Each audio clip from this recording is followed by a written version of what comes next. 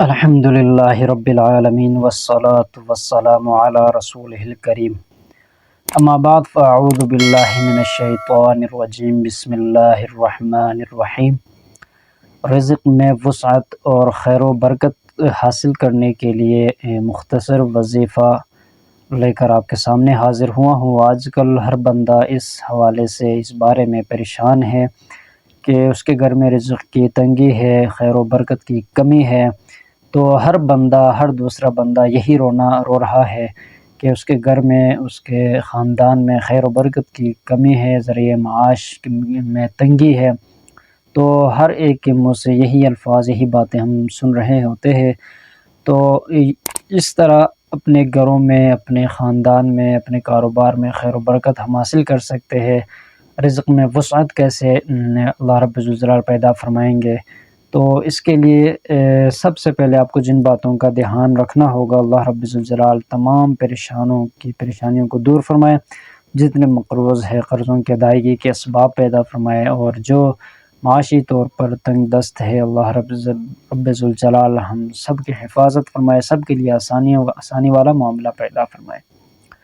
تو سب سے پہلے اس کے لیے یہ ہے کہ ہم 5 وقت کی نماز کا ہم کیا کریں، اہتمام کریں، اس کے پابندی کے ساتھ ہم پڑھنے والے بنیں۔ سب سے پہلی شرط یہی اللہ رب الجلال نے یہی فرمایا، اللہ کے رسول نے فرمایا کہ جو شخص 5 وقت کی نماز کا اہتمام کرے گا، اللہ رب الجلال رزق کی تنگی کو دور فرما دیں گے۔ اب رزق کی تنگی میں ہر چیز شامل ہے، اس بارے میں پہلے بھی میں نے بات کی ہوئی ہے، تو دوبارہ اس حوالے سے میں کچھ بات کر دیتا ہوں کہ اللہ رب الجلال کے رسول نے ارشاد فرمایا رزق میں ہر چیز شامل ہے۔ رزق میں بیماری کا نہ ہونا، گھروں میں اتفاق کا رہنا، اپنے رشتہ داروں میں اتفاق، بھائی چارے کا ہونا، قرض کا نہ ہونا، مرض کا نہ ہونا، معاشی تنگ دستی کا نہ ہونا، یہ ہر چیز یہ رزق میں شامل ہے۔ تو 5 وقت کی نماز کا اگر ہم اہتمام کریں گے، پابندی کے ساتھ پڑھیں گے، اسی سے اللہ رب الجلال سارے مسائل کو حل فرما دیں گے۔ تو اس کے ساتھ ساتھ ایک مختصر وظیفہ ہے، عمل ہے، اس کے اوپر آپ عمل کریں انشاءاللہ تعالی، اس کے ذریعے سے، اس کے وسیلے سے اللہ رب الجلال سے مانگے، اللہ رب الجلال ہر چیز آپ کو عطا فرمائیں گے، آپ کے رزق میں وسعت عطا فرمائیں گے۔ تو عمل کون سا ہے؟ سورہ علم نشرح اور سورۃ الکافرون، قرآن مجید کی یہ 2 صورتیں جو ہیں، یہ صورتیں اہتمام کے ساتھ، پابندی کے ساتھ، مستقل مزاجی کے ساتھ پڑھا کرے اور ساتھ ساتھ دعائیں کرے، تو اللہ رب الجلال ان کی برکت سے انشاءاللہ تعالی خیر و برکت عطا فرمائیں گے، گھروں میں، کاروبار میں، مال و اولاد میں، اور رزق میں وسعت عطا فرمائیں گے۔ تو یہ پڑھنے کے بعد آپ دعا کریں، انشاءاللہ تعالی خوب خیر و برکت اللہ رب الجلال عطا فرمائیں گے۔ بسم اللہ الرحمن الرحیم۔ الم نشرح لک صدرک ووضعنا عنک وزرک الذی انقض ظہرک ورفعنا لک ذکرک فإن مع العسر یسرا ان مع العسر یسرا فإذا فرغت فانصب وإلى ربك فارغب۔ قرآن مجید کی صورتیں جو ہیں، ان کو پڑھنے میں، قرآن کی آیت جو ہے اس کو پڑھنے میں انتہائی زیادہ احتیاط سے کام لیا کرے۔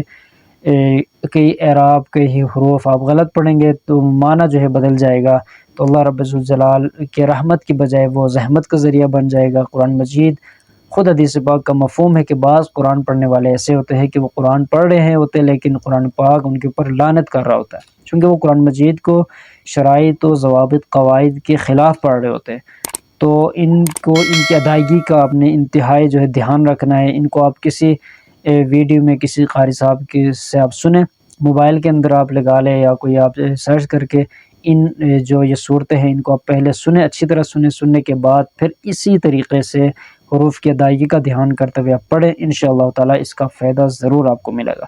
ہر حرف پر 10 نیکی وہ الگ، اور ان کے فوائد و ثمرات جو اللہ رب الجلال عطا فرمائیں گے وہ الگ سے۔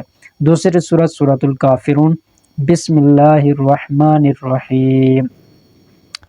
قل یا ایہا الکافرون لا اعبد ما تعبدون ولا انتم عابدون ما اعبد ولا انا عابد ما عبدتم ولا انتم عابدون ما اعبد لکم دینکم ولی دین۔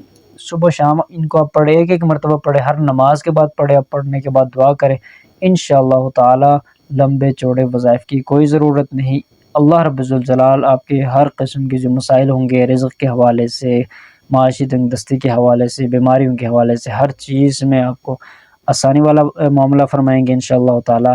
ہر چیز میں آپ کو اللہ رب الجلال خوب خیر و برکت عطا فرمائیں گے۔ السلام علیکم ورحمۃ اللہ وبرکاتہ۔